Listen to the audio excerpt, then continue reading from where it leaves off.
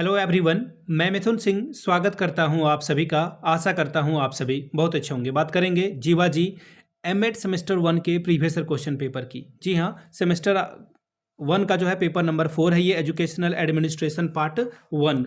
यहाँ से आप देख पाएंगे जीवाजी ग्वालियर का ये पहला मेन गेट का द्वार है। 2023 में आपकी परीक्षा हुई थी।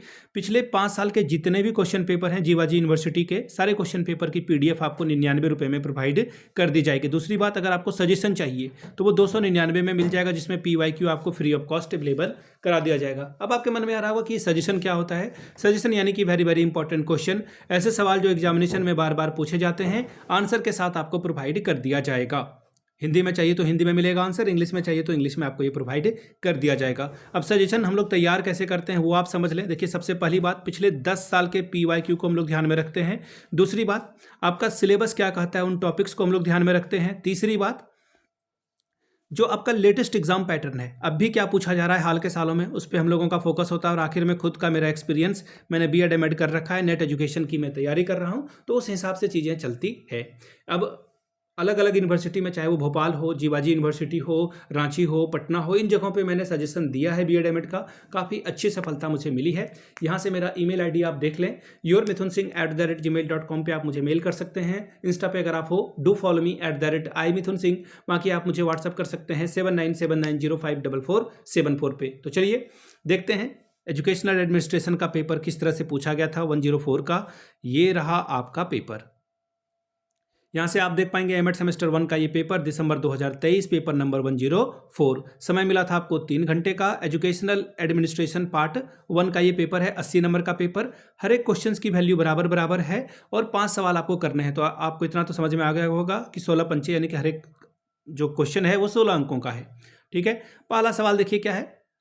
क्वेश्चन नंबर 1, टेररिज्म के मानवीय उपागम का वर्णन कीजिए और मैक्स वेबर की प्रबंधन की संकल्पना को उदाहरण सहित समझाइए। Describe the terrorism human approach and max Weber's concept of management with example. ठीक है जी। अगला सवाल, क्षमता आधारित और मानवीय संबंध आधारित उपागम के बीच उत्पन्न विवादों की व्याख्या करिए। Explain the controversy of efficiency versus human relation approach. Question number 2, शैक्षिक नेतृत्व की संकल्पना को परिभाषित कीजिए तथा शैक्षिक नेतृत्व के विभिन्न प्रकारों की व्याख्या कीजिए।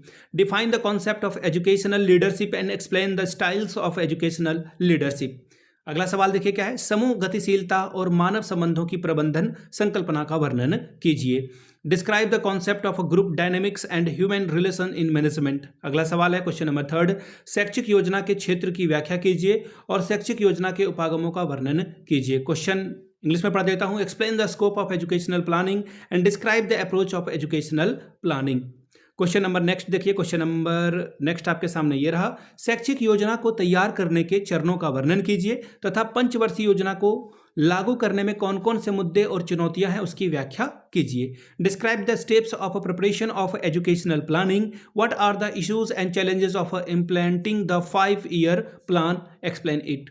क्वेश्चन नंबर 4, शैक्षिक पर्यवेक्षण के सिद्धांतों का वर्णन कीजिए तथा पर्यवेक्षण को प्रभावशाली कैसे बनाया जा सकता है इस पे बात कीजिए। Describe the principle of educational supervision and how to make effective supervision. अगला है अथवा वाला सवाल, पर्यवेक्षण एक सेवा गतिविधि के रूप में इस कथन को सिद्ध कीजिए। आधुनिक पर्यवेक्षण की संकल्पना का क्या है इसके बारे में बताइए।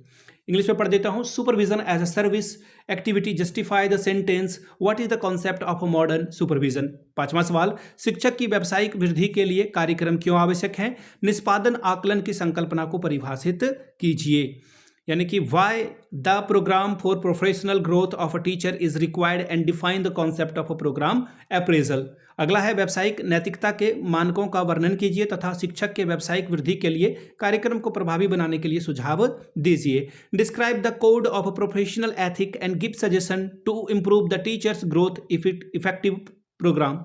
तो ये था आपका पेपर नंबर 104 एजुकेशनल एडमिनिस्ट्रेशन का। अगर आपको पिछले 5 साल के क्वेश्चन पेपर की PDF चाहिए तो ये आपको 99 में, और अगर आपको सजेशन चाहिए तो ये आपको 299 में प्रोवाइड कर दिया जाएगा, जिसमें PYQ फ्री ऑफ कॉस्ट आ जाएगा। यहाँ से मेरी email ID आप देख लें, yourmithunsingh@gmail.com पे आप मुझे मेल कर सकते हैं। इंस्टा पे अगर आप हो, डू फॉलो मी @imithunsingh।